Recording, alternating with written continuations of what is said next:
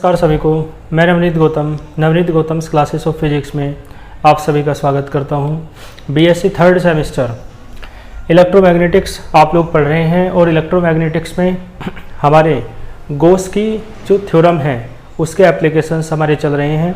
तो मैंने आपको दो एप्लीकेशंस तो वे कराए, एक तो चार्ज कंडक्टर के लिए है ना, चार्ज स्फेरिकल कंडक्टर या चार्ज सॉलिड स्फेयर कह सकते हो है ना, और दूसरा स्फेरिकल सेल के लिए मैंने आपको कराया, ठीक है, दो।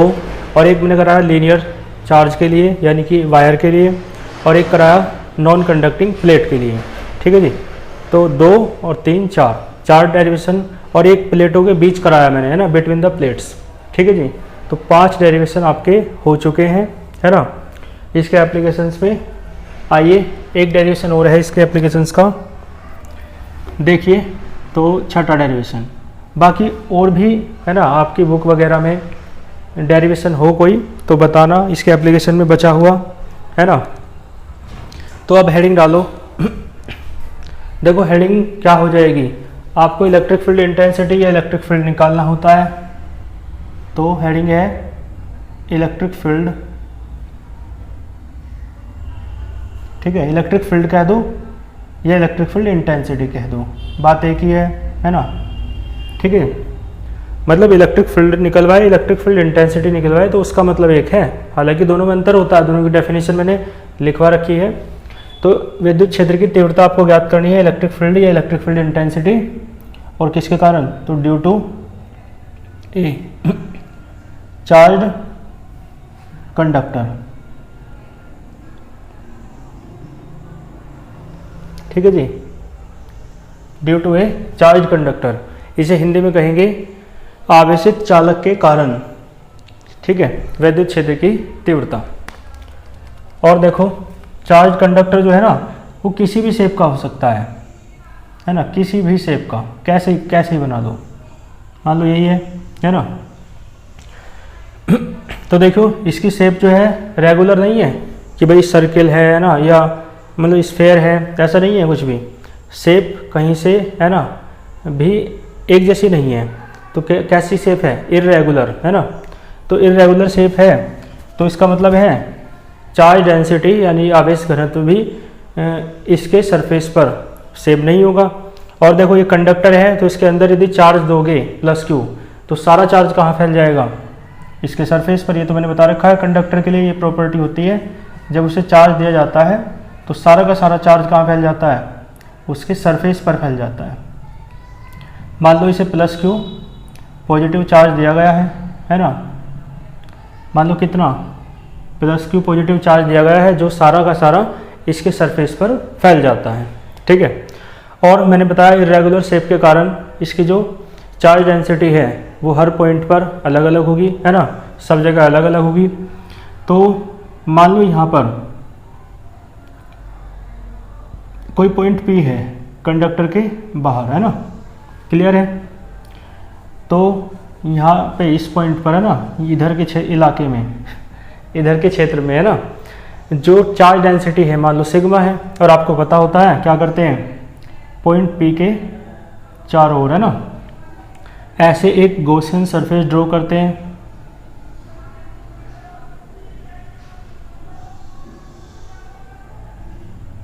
क्लियर है, ठीक है जी। तो स्मॉल एरिया के लिए कर लो पहले, जो इलेक्ट्रिक फ्लक्स निकालोगे आप, और स्मॉल एरिया तो ये माना ये वाला इतना, तो जितना ये उतना ये, ठीक है। और पॉइंट P पर निकालना है। तो आप मुझे बताओ, ये है पॉइंट P, चलो ठीक है।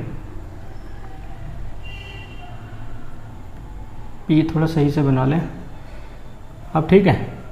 देखो इलेक्ट्रिक फील्ड लाइंस जो है निकल के आगे चलेंगी, और जो एरिया वेक्टर है वो तो सरफेस के परपेंडिकुलर होता ही है। तो यहाँ थीटा बराबर कितना होगा, थीटा बराबर 0 ही तो होगा। और ये जो सरफेस दिख रहा है आपको ये क्या है, गॉसियन सरफेस, जिसे आप हिंदी में गॉसियन पृष्ठ कहते हैं, ठीक है। और देखो एक और विशेष बात सुनो है ना, कमेंट कई तरीके की आती है, कुछ तो कहते हैं हिंदी में ही पढ़ाओ है ना, कुछ कहते हैं इंग्लिश में ही पढ़ाएं, है ना। तो मैं आप लोगों से एक बात कहना चाहता हूँ, आप लोग इतने स्वार्थी कैसे हो सकते हैं जो कमेंट करते हैं कि हिंदी में ही पढ़ाया जाए या अंग्रेजी में ही पढ़ाया जाए। यदि देखो दोनों को साथ लेकर चला जाए, है ना, या चलने का हम प्रयास कर रहे हैं तो इसमें बुराई क्या है ना। क्योंकि भाई सभी को तो साथ लेके चलना है। अब इतना देखो ऐसा तो संभव नहीं हो पाता कि हिंदी मीडियम का लेक्चर अलग रिकॉर्ड किया जाए, इंग्लिश मीडियम का अलग किया जाए, है ना, समय का अभाव रहता है। तो फिर जिसका जो मीडियम है, जब मैं जिस मीडियम में बोलूँ आप उसी समय ध्यान दें, है ना, बाकी नहीं तो इग्नोर करें। तो इस तरीके से आप थोड़ा कोऑपरेट किया कीजिए ना। तो और अधिकांश स्टूडेंट ऐसे ही हैं जो हिंदी मीडियम के हैं, इंग्लिश मीडियम के तो बहुत कम होते हैं। लेकिन फिर भी मैं कहता हूँ कि इंग्लिश मीडियम में ही पढ़ना चाहिए, क्योंकि अंग्रेजी से भाग नहीं सकते ना आप, तो इसलिए इंग्लिश मीडियम में भी पढ़ाता हूँ, है ना, नहीं तो हिंदी में पढ़ा दें तो ठीक है। तो इंग्लिश में पढ़ना चाहिए सभी को, चाहे हिंदी के हों चाहे अंग्रेजी के हों। और जो इंग्लिश मीडियम वाले हैं वो हिंदी वालों को भी, है ना, सोचें उनकी भी कि भाई यदि टोटल ही इंग्लिश में पढ़ाया जाएगा तो आपके उन भाइयों बहनों का क्या होगा जो हिंदी मीडियम से पढ़े हैं, उन्हें तो दिक्कत हो जाएगी ना फिर। तो आप लोग थोड़ा कोऑपरेट किया कीजिए, ठीक है। देखो यहाँ तक समझ में आया आपको। मैंने कहा एक चार्ज कंडक्टर है जिसे प्लस क्यू चार्ज दिया गया, तो सारा कंडक्टर है ना ये चालक, तो सारा चार्ज इसके सरफेस पर फैल जाता है, ठीक है। और इरेगुलर शेप, इरेगुलर का मतलब अनियमित या इरेगुलर शेप जो है उसके कारण चार्ज डेंसिटी हर जगह अलग अलग है। तो इस कारण से मान लो इधर जो चार्ज डेंसिटी है मान लो कितनी है, सिग्मा। सरफेस चार्ज डेंसिटी लेनी पड़ेगी क्योंकि सरफेस पर है चार्ज, ठीक है। और पॉइंट P है, क्लियर है, स्मॉल r डिस्टेंस पर पॉइंट P है जिस पर आपको इलेक्ट्रिक फील्ड इंटेंसिटी फाइंड करनी है कंडक्टर के कारण। और पॉइंट P पर इलेक्ट्रिक फील्ड लाइंस तो ऐसे जाएंगी, तो इलेक्ट्रिक फील्ड और area vector, small area vector dA के बीच का जो एंगल है वो 0 डिग्री है। और ये जो पॉइंट P के चारों ओर ऐसे एक सरफेस खींचा, इसे कहते हैं गॉसियन सरफेस, ठीक है जी, कोई दिक्कत तो नहीं। तो देखो एक बार इसकी लैंग्वेज सुन लीजिए, देखो ध्यान से। देखो let us consider a charge conductor, है ना, फुल स्टॉप। फिर क्या कहेंगे, let plus Q charge is given to the conductor which is distributed on its surface uniformly, है ना, जो समान रूप से आवेशित मतलब आवेश वितरित हो जाता है। चलो हिंदी में बताऊंगा, पहले इंग्लिश में सुनो। फिर क्या कहेंगे, let P be the point, है ना, एट डिस्टेंस स्मॉल r, ठीक है, at which we will find out the intensity of electric field. कोई दिक्कत तो नहीं।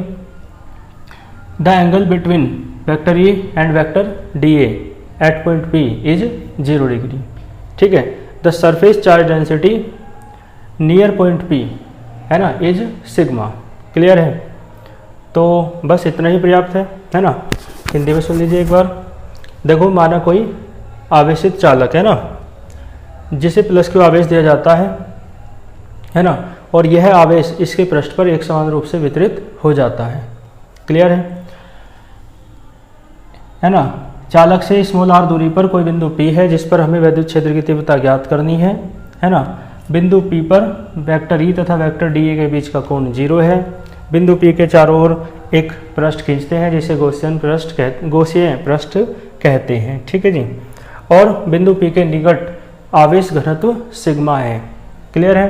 तो देखो लैंग्वेज में आराम से बोल सकता हूँ, है ना, तो लेकिन तेज बोलने का कारण यही है कि जो जिस लैंग्वेज के हैं, है ना, रिवाइंड करके लैंग्वेज तो लिख सकते हैं, वीडियो तो रहेगी। लेकिन यदि मैं ज़्यादा टाइम लूँगा एक लैंग्वेज बोलने में, तो हिंदी मीडियम के में ज़्यादा टाइम लूँगा तो इंग्लिश मीडियम वाले परेशान, और इंग्लिश मीडियम में ज़्यादा टाइम लूँगा तो हिंदी मीडियम वाले परेशान, ऐसे हो जाएगा। इसलिए मैं जल्दी बोलता हूँ लैंग्वेज, है ना। और लैंग्वेज बोलने का भी मैं इसलिए मतलब बोलता हूँ, हालांकि नहीं तो PDF नोट्स मिल जाएंगे आपको, लेकिन मैंने बताया, है ना, वो थोड़ा ऑफलाइन बैच जब स्टार्ट होगा तब मिलेंगे, है ना।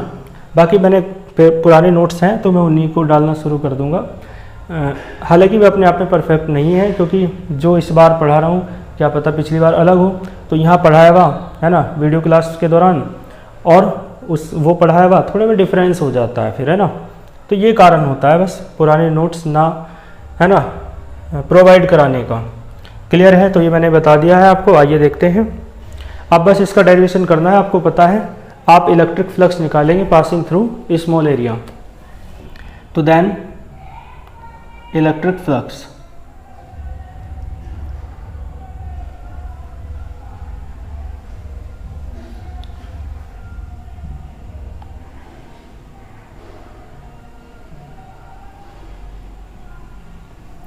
ठीक है जी। Electric flux passing through small area d A क्या होता है जी? देखो डी फाई ई आएगा या नहीं, closed integral vector E dot vector D A, ठीक है। अब देखो यहाँ क्या आएगा, E D A cos zero, cos zero का मान 1 होता है, तो क्या आएगा क्लोज इंटीग्रल वेक्टर ई, वो वेक्टर तो हट गया, बस ई डी ए, ठीक है जी। बताओ कोई दिक्कत हो तो। और अब सुनो मेरी बात को ध्यान से, बल्कि मैंने क्या कर दिया, ये अभी तो स्मॉल एरिया से निकाल रहे हैं ना, तो अभी इंटीग्रल ना करो भाई, स्मॉल एरिया से पास होकर जाने वाला निकाल रहे हैं तो इंटीग्रल नहीं करना। इंटीग्रल तब करेंगे जब टोटल के लिए करेंगे। यहाँ तक क्लियर है? तो देन अब देखो इलेक्ट्रिक फ्लक्स, सबका मेथड तो सेम ही है ना, ऐसे तो करते हैं, पासिंग थ्रू, है ना, complete area.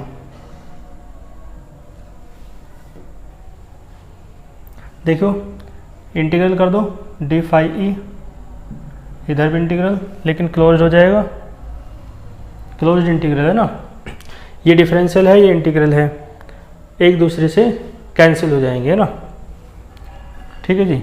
Differential and integral are opposite to each other, so they will cancel out to each other. क्या बचेगा केवल फाई ई, ये ई है बाहर निकाल लो ये बचेगा इंटीग्रल डी ए, ठीक है जी, इंटीग्रल डी ए। क्लियर है? और आप देखें फाई ई बराबर क्या होता है, गॉस के प्रमेय के अनुसार, गॉस की थ्योरम कहते हैं ये, है ना, कि फाई ई होता है 1/ε0 इंटू क्यू। कोई दिक्कत तो नहीं? और अब देखो जब इसका क्लोज इंटीग्रल करोगे तो स्मॉल एरिया कंप्लीट बन जाएगा, और कंप्लीट एरिया मान लो इसका कितना है, ए मान लो, ठीक है जी। तो ये आ जाएगा 1/ε0 इंटू क्यू बराबर ई और ए, ठीक है जी। एक लाइन आप देखो, सरफेस चार्ज डेंसिटी का फॉर्मूला है सिग्मा बराबर क्यू अपॉन ए, ठीक है।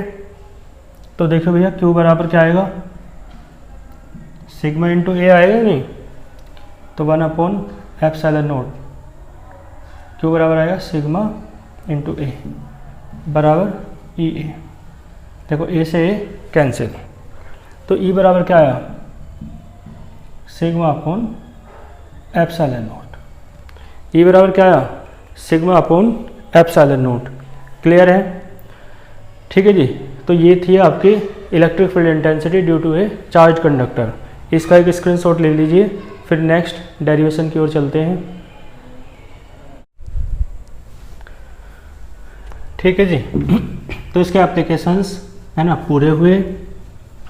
आइए देखो, एक डेरिवेशन इस तरीके का है कि आपको गॉस की थ्योरम की हेल्प से कूलाम्स लॉ प्रूफ करना है ना। तो कूलाम्स लॉ को प्रूफ करना है, कूलाम के नियम को, किसकी सहायता से, गॉस की प्रमेय की सहायता से। ठीक है जी। तो हेडिंग डालो, derivation of coulombs law. Heading क्या है, डेरिवेशन ऑफ कूलाम्स लॉ। ठीक है जी। कूलाम्स लॉ का डेरिवेशन है कूलाम के नियम का, और किसकी हेल्प से करेंगे हम इसे प्रूफ, तो फ्रॉम गॉस लॉ। देखो गॉस लॉ कह दो या गॉस थ्योरम कह दो, बात एक ही है। ठीक है जी। तो क्या कहेंगे, गॉस की प्रमेय की सहायता से कूलाम के नियम की स्थापना। ठीक है, या गॉस के नियम की सहायता से कूलाम के नियम की स्थापना। ठीक है। तो देखो एक बात सुनो, है ना, यहाँ पर कोई आवेश रखा है प्लस क्यू, क्लियर है, और इससे स्मॉल r दूरी पर कोई बिंदु P है, ठीक है, जिस पर आपको विद्युत क्षेत्र की तीव्रता ज्ञात करनी है, ठीक है, और आपको पता है एक गोला बनाएंगे, ठीक है, समझ गए। तो मैं इसे थोड़ा वैसे बना देता हूँ, है ना, ये तो समझ गए ना, केंद्र पर तो रखना है आवेश, और वो बिंदु P है ना के चारों ओर जब एक पृष्ठ ये खींचेंगे, काल्पनिक पृष्ठ, तो उसे क्या कहेंगे, गॉसियन सरफेस, गॉसियन सरफेस, ठीक है, गॉसियन पृष्ठ, ठीक है। तो उस तरीके से देख लो, है ना, ये क्या है, प्लस क्यू आवेश रखा है, इससे स्मॉल r दूरी पर कोई बिंदु P है जिस पर आपको वैद्युत क्षेत्र ज्ञात करना है, वैद्युत क्षेत्र की तीव्रता, वैद्युत क्षेत्र की तीव्रता ज्ञात हो जाएगी तो कूलाम का नियम आराम से प्रूफ हो जाएगा, है ना। तो बिंदु P मान लिया, और बिंदु P की दूरी क्या मानते हैं, स्मॉल r, तो इसकी दूरी मान लो स्मॉल r, ठीक है।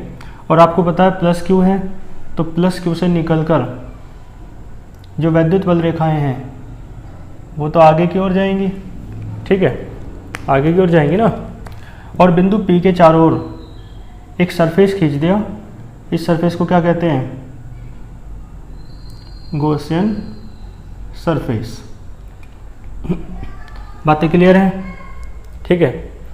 और इसका जो स्मॉल एरिया है वो dA मान लो, तो जो एरिया वेक्टर है क्षेत्रफल सदिश वो इसके परपेंडिकुलर होगा, लंबवत होगा सरफेस के, ऐसे।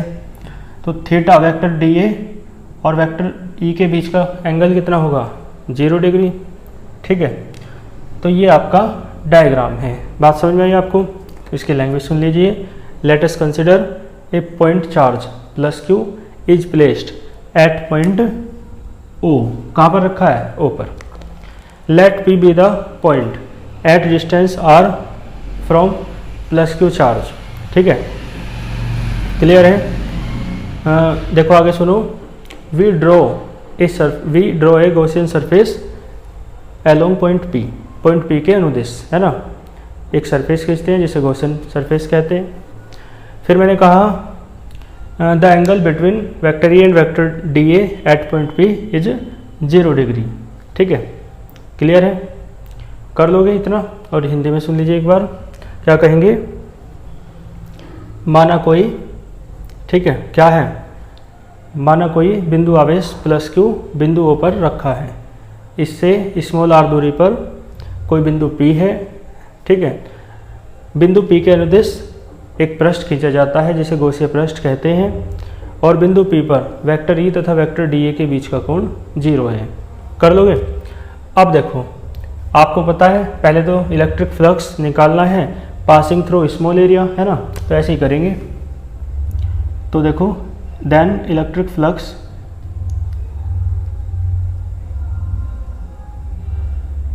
पासिंग थ्रू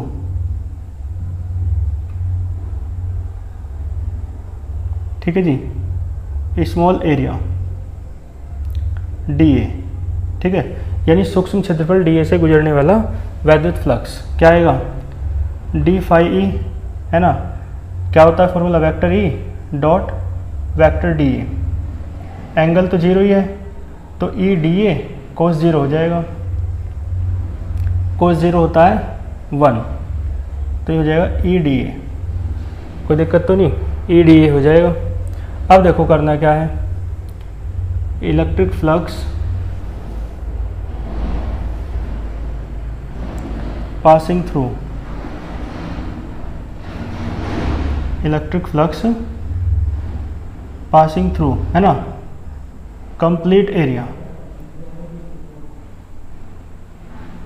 बताओ कोई दिक्कत तो, electric flux passing through complete area. देखो क्या होता है भाई, इंटीग्रल हो जाएगा d फाई E का इंटीग्रल हो जाएगा, इधर क्लोज्ड लिख लो E dA, यहाँ भी क्लोज लिख सकते हो, कोई दिक्कत नहीं है ना। तो डिफरेंशियल इंटीग्रल और डिफरेंशियल कैंसिल, तो ये बचेगा ये ई आ जाएगा बाहर, है ना, इस तरीके से। और तुम्हें पता है गॉस थ्योरम क्या होती है, 1/ε0 इंटू क्यू, यहाँ रख दो, ठीक है, 1/ε0 इंटू क्यू, और ये क्या हो जाएगा, क्लोज इंटीग्रल dA, ठीक है, कंप्लीट एरिया आ जाएगा ना।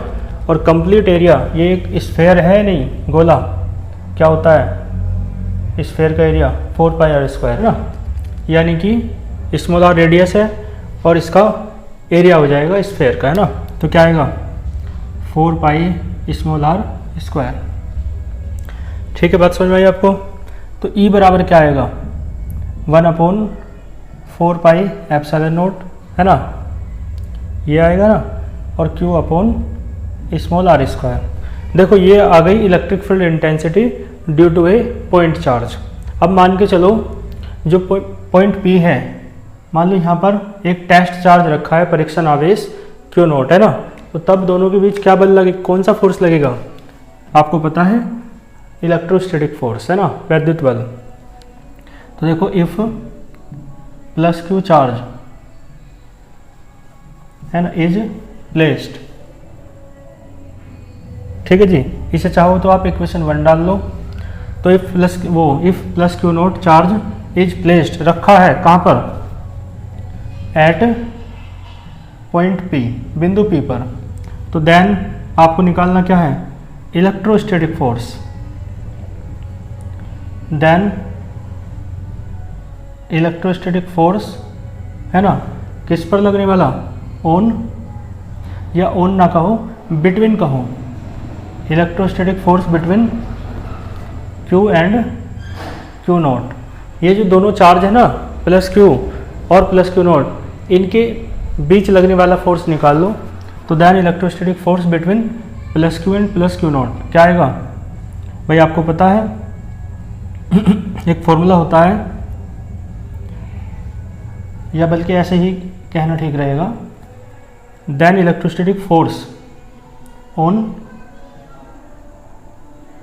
ये जो टेस्ट चार्ज है ना, ऑन चार्ज, चार्ज से पहले टेस्ट और लिख दो, ऑन टेस्ट चार्ज Q0, यानी टेस्ट चार्ज Q0 पर जो फोर्स लगेगा और किसके द्वारा लगेगा, by plus Q charge, plus Q तो पॉइंट चार्ज है ना। तो देखो एक फॉर्मूला होता है इलेक्ट्रिक फील्ड इंटेंसिटी का, पढ़ाया था मैंने, E बराबर क्या होता है, F अपॉन Q0। E बराबर क्या होता है, F अपॉन Q0। तो बताइए भैया F बराबर क्या आएगा, Q0 इंटू E, F बराबर Q0 इंटू E आएगा। और देखो Q0 तो ऐसे ही, और E की वैल्यू रख दो, ये क्या है 1/4πε0 Q अपॉन स्मॉल r², ठीक है जी। तो देख लो क्या आएगा, F बराबर 1/4πε0 Q0 अपॉन r², ठीक है। आप खुद पहचान करो, क्या ये कूलाम का नियम नहीं है, क्या ये कूलाम्स लॉ नहीं है, तो यही कूलाम्स लॉ है, इसमें कोई दिक्कत आपको नहीं होगी, ठीक है जी। तो देखो कूलाम्स लॉ हमने प्राप्त कर लिया है, किसकी हेल्प से, गॉस लॉ या गॉस थ्योरम की हेल्प से, क्योंकि आप गॉस थ्योरम लगाई ना आपने, गॉस थ्योरम, ठीक है। तो गॉस थ्योरम की हेल्प से आपने कूलाम्स लॉ को प्राप्त कर लिया है, ठीक है। तो नीचे लिख देना, it is the expression of coulombs law from Gauss law, है ना, या गॉस थ्योरम, कर लोगे। तो ये भी डेरिवेशन आपका कंप्लीट हुआ, और आज के इस लेक्चर में भी हमने 2 डेरिवेशन किए, एक तो गॉस थ्योरम का जो एप्लीकेशन था electric field intensity due to charge conductor, एक तो हमने वो किया, और एक साथ में ये क्या डेरिवेशन कह दो या डिडक्शन कह सकते हो, एक वर्ड डिडक्शन भी आ सकता है, ठीक है। डिडक्शन का अर्थ यही होता है व्युत्पत्ति, है ना, डेरिवेशन का मतलब व्यंजक स्थापित करना, बात वही है, ठीक है। तो डिडक्शन हमने किया कूलाम्स लॉ का और किसकी हेल्प से, गॉस लॉ या गॉस थ्योरम की हेल्प से कर लेंगे आप। तो आज के लेक्चर में इतना ही रखते हैं, नेक्स्ट लेक्चर में नेक्स्ट टॉपिक के साथ मिलते हैं। तब तक अच्छे से पढ़ते रहिए। All the very best.